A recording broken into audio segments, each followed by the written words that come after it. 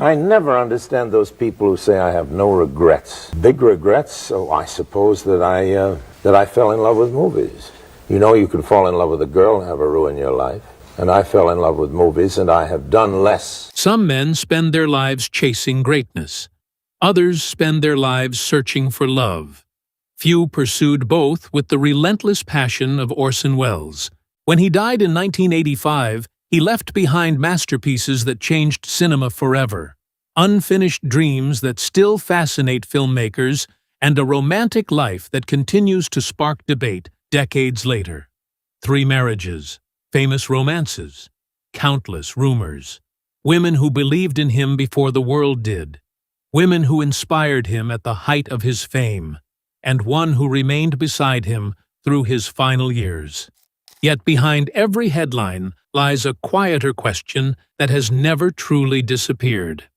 Of all the remarkable women who entered Orson Welles' extraordinary life, which one held the deepest place in his heart? Was it his first love, his most famous wife, or the woman who stood beside him until the very end?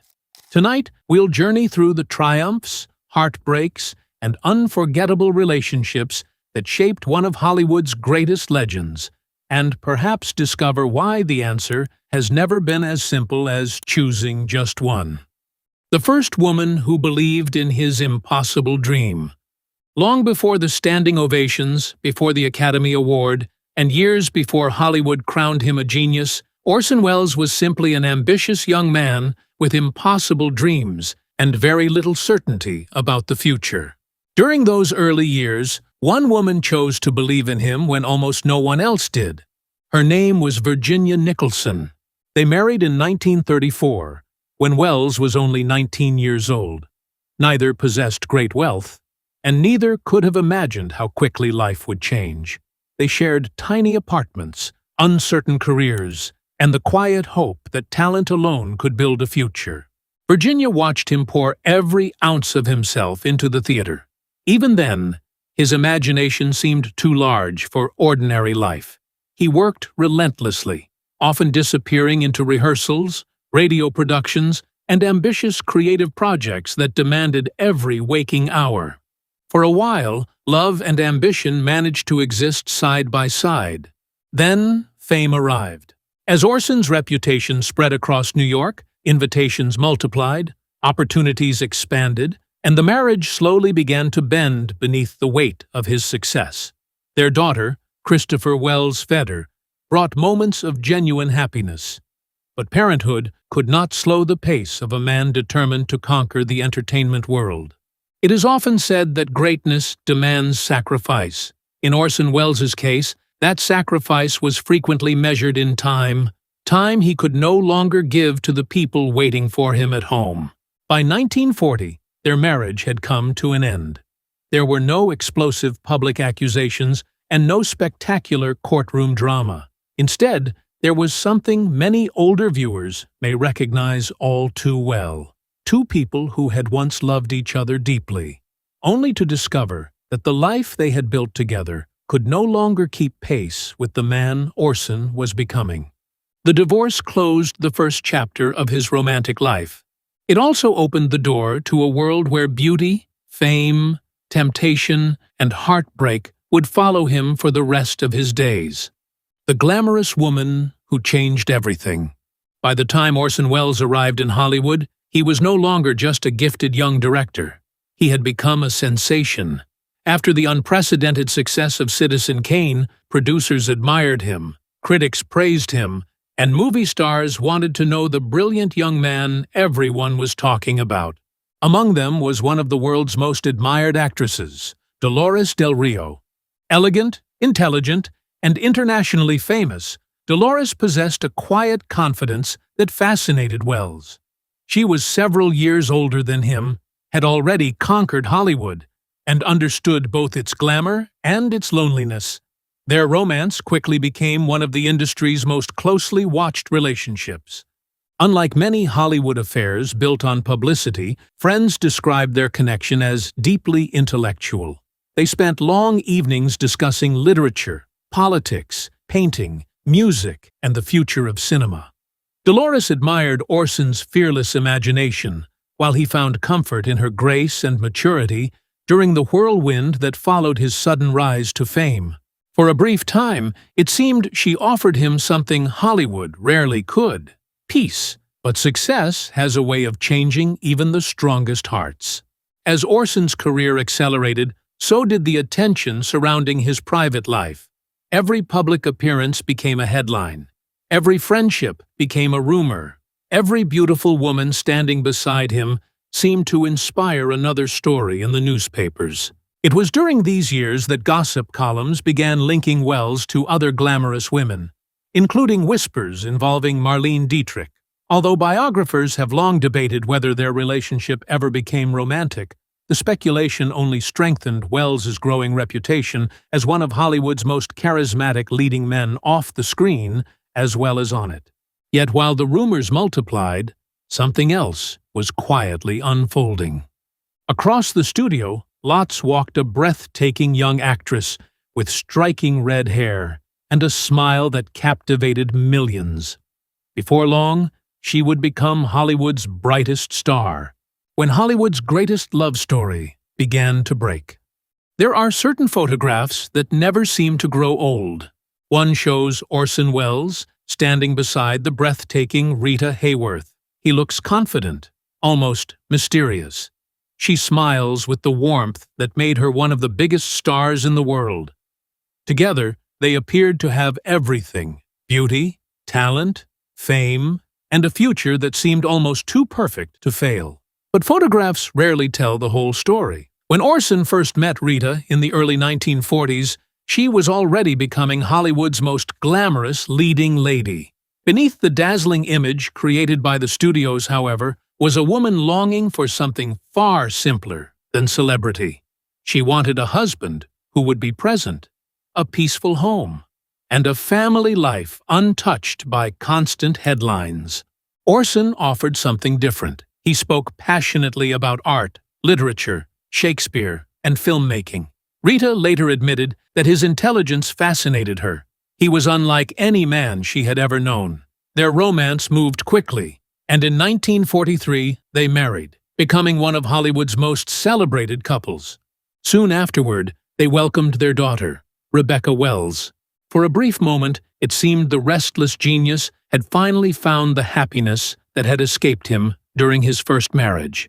Yet Orson was never a man who could remain still for long. Film projects pulled him across continents. Financial troubles followed ambitious productions. Nights that should have belonged to family were instead spent rewriting scripts, chasing investors, or planning another impossible masterpiece. Rita tried to understand. Again and again, she hoped the next film would allow them to begin the quiet life she dreamed of. It never did. The distance between them grew slowly, almost invisibly. There were no single dramatic moments that destroyed their marriage. Instead, countless small disappointments accumulated until love itself became exhausted. Hollywood magazines eagerly turned their struggles into front-page gossip. Every disagreement became another sensational headline, and every public appearance invited fresh speculation about divorce. By 1947, the marriage had ended.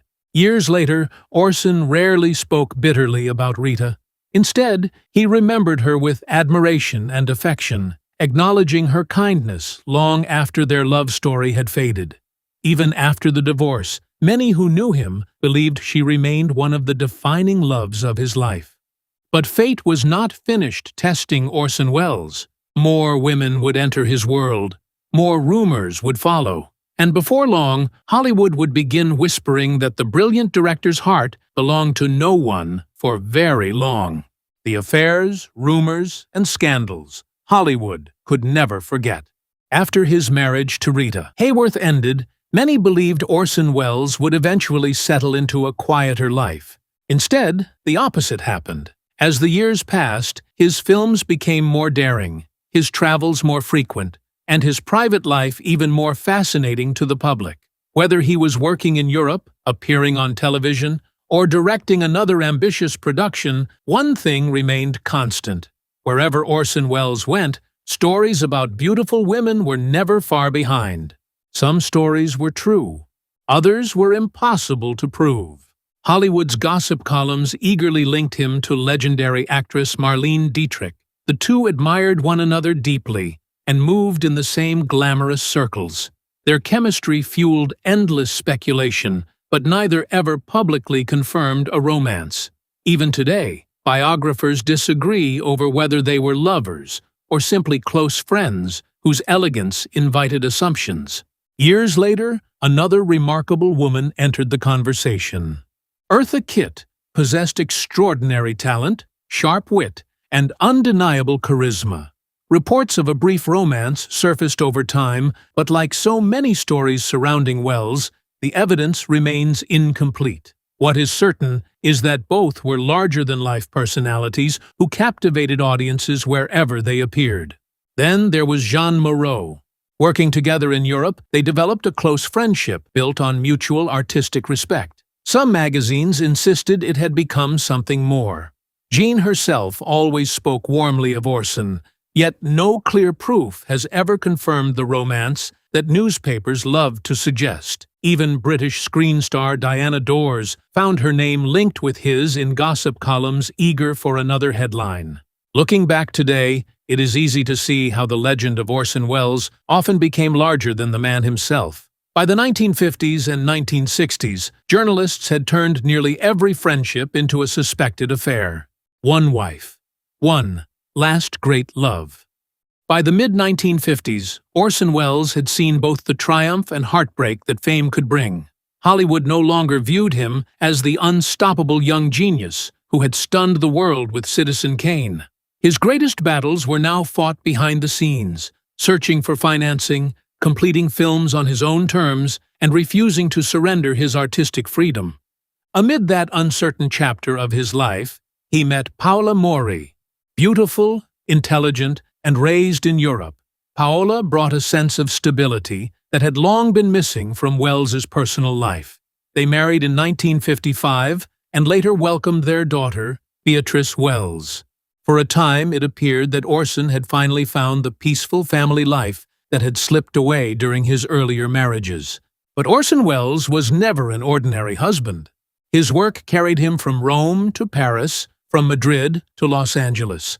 Months were spent chasing unfinished films, meeting investors, and rewriting scripts in hotel rooms. His devotion to cinema remained absolute, and the long separations gradually took their toll on the marriage. There was no dramatic public collapse. Instead, husband and wife slowly began living separate lives while remaining legally married. Then, in the mid-1960s, another remarkable woman entered his world. Her name was Oja Kodar. Unlike many who admired Orson for his fame, Oja admired the artist behind the legend. She became far more than a companion. She was his creative partner, helping him develop stories, write screenplays, and dream about films that major studios refused to finance. As the years passed, they became nearly inseparable. They traveled together, worked together, and shared a bond that lasted almost 20 years. Friends often remarked that Oja understood Orson's restless imagination in a way few others ever had. Yet, one complicated truth remained. Although Orson spent the final decades of his life beside Oja, he never divorced Paola Mori. His marriage legally endured until the day he died in 1985. To many, it seemed impossible to understand. How could one man remain connected to two women in such different ways? The answer would become clearer only after his final years, when those closest to him began reflecting on the relationships that had shaped his extraordinary life, and on the woman whose place in his heart seemed unlike any other. In the end, Orson Welles left behind more than unforgettable films. He left behind a life filled with extraordinary women, impossible choices, breathtaking success, and deeply personal regrets. Some relationships were brief, some lasted for decades, and others became legends that still fascinate us today. Yet his life reminds us that fame can open countless doors, but it cannot guarantee lasting happiness or answer the heart's deepest questions. Perhaps that is why Orson Welles continues to captivate us so many years later. Behind the genius was simply a man searching for love, understanding, and someone who truly believed in him through every triumph and every disappointment. If you enjoyed this journey into Hollywood's golden age, please like this video, subscribe to Legendary Archives, and turn on notifications so you never miss another timeless story. Until next time, thank you for watching. And remember, sometimes the greatest stories ever told are the ones hidden behind the spotlight.